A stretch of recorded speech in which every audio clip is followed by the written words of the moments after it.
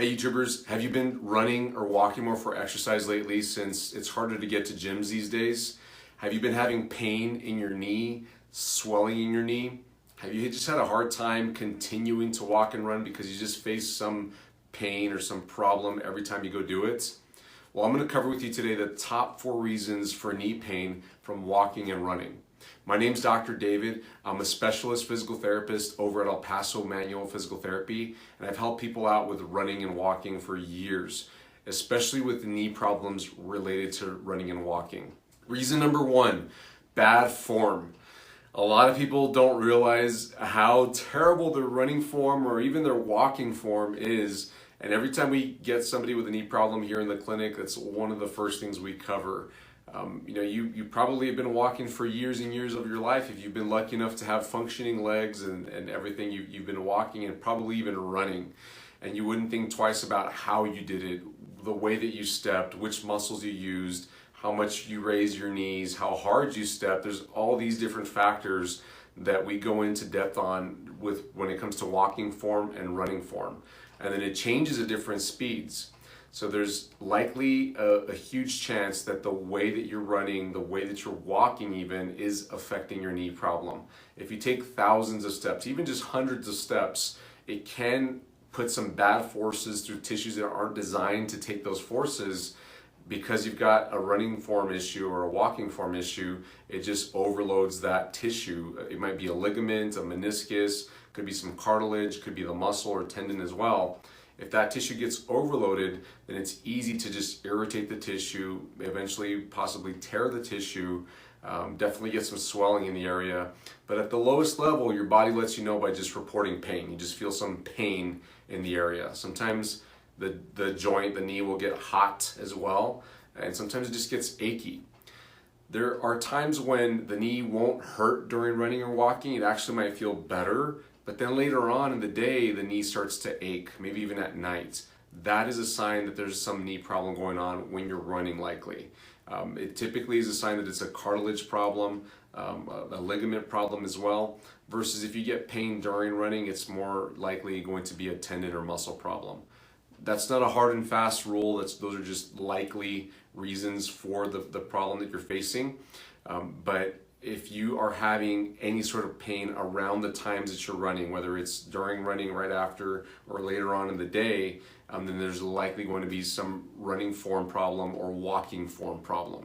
The best thing to do to fix your running form or your walking form is definitely to talk to an expert, especially an expert physical therapist. We deal with movement, with running and walking. There's lots of moving parts that we can address for you.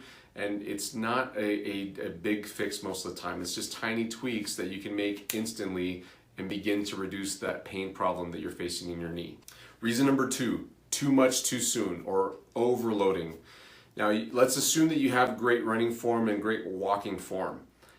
If all that's fine, it may be that you're doing too much too soon. In other words, you weren't walking as much as you started to walk to recently, and you feel good, you felt fantastic, you enjoyed the fresh air, you enjoyed the sun and everything around you. If you're on a hike, you're enjoying your hike, and you just overdid it. That can definitely cause pain in your knee. So what you have to look at is just dosing it, giving yourself smaller amounts of walking or running, and then gradually building it up over time to the distance or the time that you desire to do, that you're going to sustain for the long term.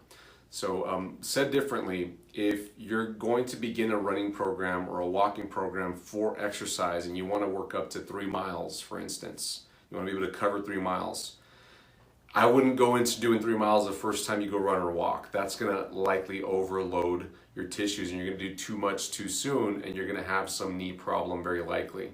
You got to start out with maybe a half mile to a mile at the beginning, do that for a week or two. It just depends on how out of shape you are. Then work your way up to 1.5 miles to 2 miles and then work your way up to 2.5 to 3 miles over time. This might take you a month or 2 months or 3 months. It just depends on your specific situation.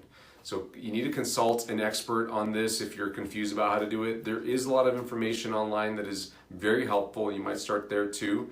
And if you've got a running friend that's gone through marathon training successfully, or half marathon training, or even 10K training, they might be able to help you out quite a bit based on how much to walk or run at the beginning, and then how to work into as you get better and stronger.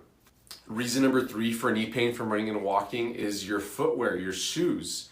Especially for walkers, because people that walk may not always wear the right shoes. You definitely want to have some sort of athletic shoes. A running shoe is ideal. But if you're wearing your casual shoes that don't have a whole lot of support, you might switch those out for some more athletic shoes that offer you plenty of support. Here's why it's important. You're running, you're on your feet. You're walking, you're on your feet. There's muscles in your feet and there's muscles up into the leg that just get tired as you do more. And what those athletic shoes do for you is they help support the position of your foot, which affects the position of your knee and hip and all the way into your low back. And if your muscles get way too tired because you're pushing yourself, then they won't support you the way that they're supposed to, because they're just not strong enough yet. But that shoe can give you that little boost that you can last as long as you need to. Another common mistake related to shoes is people just wear their shoes out. If your shoes are pretty old, or you've just put a lot of mileage on them, you've walked or ran on them quite a bit, then it's time to get new shoes. And there's all kinds of debates about every 6 months switch out your shoes, or every 12 months, or even if you didn't use them for 6 months, I've heard that the materials kind of wear out. There's all kinds of debate. What I would go by for you specifically is what feels best for you. I can tell you from experience, I've been an avid runner myself, and I tried switching it out every 6 months, and I tried other times as well. I couldn't find something specific. I just went by the feel. I had some shoes that I used for over a year. Currently, I have some shoes that are probably 2 or 3 years old that I still use to exercise in, and they still give me good support. They give me what I need, and they're in decent shape. I don't find a reason to get new shoes at this point, me personally. But as soon as I feel like those shoes aren't supporting me, you bet I'm gonna go get some brand new shoes, and I'll be just assessing as I go on. So that's what I encourage you to do. If you're walking out there and you're thinking to yourself, oh gosh, these shoes that I'm about to put on are 5 years old. But then you might rationalize yourself and say, well, I haven't been on a running program or walking program in 5 years, so maybe they're gonna be okay. I'd say give it a shot. But if you got knee pain and you can't quite solve it, definitely go get some new shoes. It's not gonna hurt, it's only gonna help. And that might be the fix that allows you to continue your walking routine or your running routine without having to go visit a doctor or get medications or injections or anything like that. Running shoes is always a good, easy fix for you. Reason number 4, old, unaddressed injuries. Many people had knee problems back when they were in high school, when they played sports, when they played volleyball or football, or they were running before. They may have suffered injuries back in the day, but they never really fully got them addressed. They just kind of laid off of them. And then now that they're picking up a walking routine or a running routine, they're kind of coming back. They were never fully addressed. Typically what we find in physical therapy is that there's some muscle imbalance or some improper joint movement that is kind of hard to feel or find out, or it doesn't really come on unless you stress the joint, like when you go on a walking program or running. But in normal everyday activities, it just wasn't enough to bother you. Those old unaddressed injuries now get magnified for you, especially if you're going to be more intense with your walking or running routine. So what I would strongly urge you to do is talk to an expert about this, because if you can address that old injury at the beginning of your new walking or running routine, it's going to go a lot smoother for you than if you keep running through it or walking through it and it festers into an arthritis problem or some tear in some tissue that isn't ready to take what you're going to put it through. I strongly encourage you to talk to some expert like myself about this knee problem, so that it's not going to stop you from reaching your goals, from being able to run as much as you want or walk as much as you want.